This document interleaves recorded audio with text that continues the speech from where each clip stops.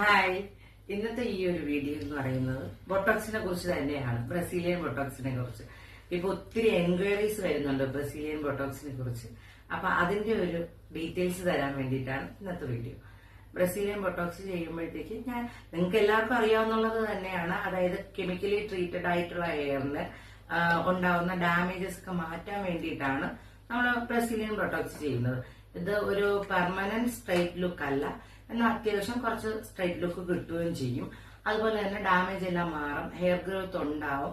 അങ്ങനെ ഒരുപാട് ഗുണങ്ങളുണ്ട് ബൊട്ടോക്സിന്, ഒരുപാട് ഗുണങ്ങളുണ്ട്. അപ്പൊ എനിക്കിവിടെ വന്ന ഒരു കസ്റ്റമർ, അതായത് എനിക്ക് ഒരു 7-8 മാസം മുന്നേ, 8 അല്ല, ഒരു 9 മാസം മുന്നേ വന്നതാണ്. പുള്ളിക്കാരത്തിയുടെ ഹെയർ സ്ഥിരമായിട്ട് സ്മൂത്തനിങ് ചെയ്യുന്ന ആളായിരുന്നു. സ്മൂത്തനിങ് ഒത്തിരി തവണ ചെയ്തിട്ടുണ്ട്, റൂട്ട് ചെയ്തു, അങ്ങനെയല്ല ഹെയർ ഡാമേജ് ആയിട്ടാണ് ആ കുട്ടിയുടെ വരുന്നത്.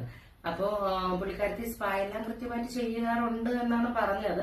പക്ഷെ എന്തായാലും ഞാൻ ഹെയർ നോക്കിയ സമയത്ത് ഹെയർ നല്ല ഡാമേജ് ഉണ്ടായിരുന്നു, ഹെയർ ഫോൾ ഉണ്ടായിരുന്നു. അപ്പോൾ എന്ത് ചെയ്യാം എന്നുള്ള ഒരു ഇതിനാണ് എന്റെ അടുത്ത് വരുന്നത്. അപ്പൊ ഞാൻ പറഞ്ഞു, ഫസ്റ്റ് ഞാൻ ചെറിയ രീതിയിൽ ഒരു ഹെയർ കട്ട് കൊടുത്തു. ഹെയർ കട്ട് കൊടുത്തിട്ട് ഞാൻ പറഞ്ഞു ഒരു 6 മാസം കണ്ടിന്യൂസ് ആയിട്ട് റിപ്പയർ റെസ്ക്യൂ സ്പാ ചെയ്യാൻ പറഞ്ഞു. അങ്ങനെ കറക്റ്റ് എല്ലാ മാസവും കുട്ടി വരുമായിരുന്നു. എല്ലാ മാസവും കറക്റ്റ് ആയിട്ട് തന്നെ റിപ്പയർ റെസ്ക്യൂ സ്പാ വന്ന് ചെയ്യുമായിരുന്നു.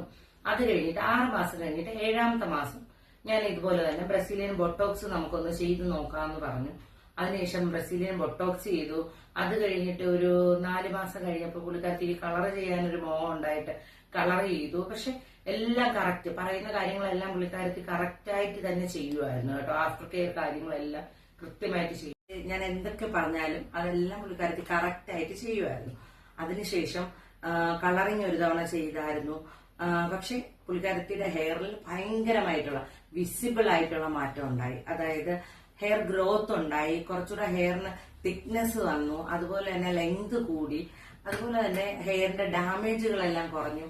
ആള് ഭയങ്കര സാറ്റിസ്ഫൈഡ് ആണ്. നിങ്ങൾക്ക് ഞാൻ അതിന്റെ കുറച്ച് ഫോട്ടോസ് ഉണ്ട്, അതിന്റെ ആഫ്റ്ററും ബിഫോറും, അതുകൂടി ഞാൻ ഈ വീഡിയോ കഴിയുമ്പോഴത്തേക്ക് ഞാൻ നിങ്ങൾക്ക് നൽകാം. അപ്പം നിങ്ങൾ അത് കണ്ടിട്ട് നിങ്ങൾക്ക് മനസ്സിലാവും, വിലയിരുത്താൻ പറ്റും. അപ്പോ ഈ സ്മൂത്തനിങ് ചെയ്യുന്നവരെ ഞാൻ കുറ്റപ്പെടുത്തുകയല്ല ചെയ്യുന്നത്. സ്മൂത്തനിങ് എന്ന് പറയുമ്പോൾ നിങ്ങൾ മനസ്സിലാക്കുക, അതൊരു കെമിക്കൽ ട്രീറ്റ്മെന്റ് ആണ്. ചെയ്യുന്നത് കൊണ്ട് പ്രശ്നമില്ല, പക്ഷെ അതെന്താണെന്ന് അറിഞ്ഞു വേണം നിങ്ങൾ ചെയ്യേണ്ടത്. എന്ന് പറഞ്ഞാൽ സ്മൂത്തനിങ് ചെയ്യുമ്പോൾ ആഫ്റ്റർ കെയർ ആയിട്ടുള്ള കാര്യങ്ങളിലൊന്നും നമ്മൾ ഒരു വിട്ടുവീഴ്ചയും ചെയ്യാൻ പാടില്ല. കറക്റ്റായിട്ട് അതിന്റെ ഷാംപൂ, കണ്ടീഷണർ, അതുപോലെ തന്നെ കറക്റ്റായിട്ട് സ്പാ എല്ലാം ചെയ്യണം. ഇതിൽ ഏറ്റവും നമ്മൾ ശ്രദ്ധിക്കേണ്ട കാര്യം എന്ന് പറയുന്നത് ഇടവേള. അതായത് ഒരു സ്മൂത്തനിങ് നമ്മൾ ചെയ്തു കഴിഞ്ഞിട്ട് ചെറുതായിട്ട് നമ്മൾ ഗ്രോത്ത് തുടങ്ങുവാണ് ഹെയറിൽ ഒരു 3 മാസം ആവുമ്പോൾ തന്നെ. അപ്പൊ വീണ്ടും നമ്മൾ പോയി റൂട്ട് ചെയ്യാൻ പാടില്ല. എന്റെ അഭിപ്രായത്തിൽ ഏറ്റവും കുറഞ്ഞത് 8 തൊട്ട് 12 മാസം വരെ ഗ്യാപ്പ് കൊടുത്തതിന് ശേഷം നിങ്ങൾ സ്മൂത്ത് ചെയ്യുക. അപ്പോൾ ഡാമേജ് കുറവായിരിക്കും. ഈ സ്മൂത്തനിങ് എന്ന് പറയുന്നത് കെമിക്കൽ ട്രീറ്റ്മെന്റ് ആണ്. പക്ഷെ ബൊട്ടോക്സ് എന്ന് പറയുന്നത് ഒരു പ്രോട്ടീൻ ട്രീറ്റ്മെന്റ് ആണ്. അതാണ് ഇത് തമ്മിലുള്ള ഡിഫറൻസ് എന്ന് പറയുന്നത്. പ്രോട്ടീൻ ട്രീറ്റ്മെന്റ് ആണ്. അതെന്ന് പറയുന്നത് നമ്മുടെ ഹെയറിന് ഒരു പ്രോട്ടീൻ കോട്ടിംഗ് കൊടുക്കുകയാണ് ചെയ്യുന്നത്. അപ്പം എപ്പോഴും നമുക്ക് ഹെയറിന് ഏറ്റവും അനുയോജ്യമായിട്ടുള്ളത് ബൊട്ടോക്സ് തന്നെയാണ്. അപ്പം ഇന്നത്തെ വീഡിയോ നിങ്ങൾക്ക് എല്ലാവർക്കും ഇഷ്ടമായെന്ന് വിചാരിക്കുന്നു. Okay, bye bye.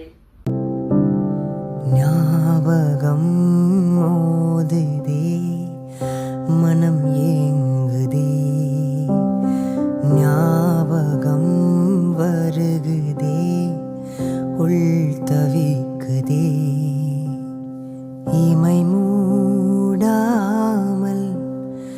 நான் துடித்தேனே, ஞாபகம்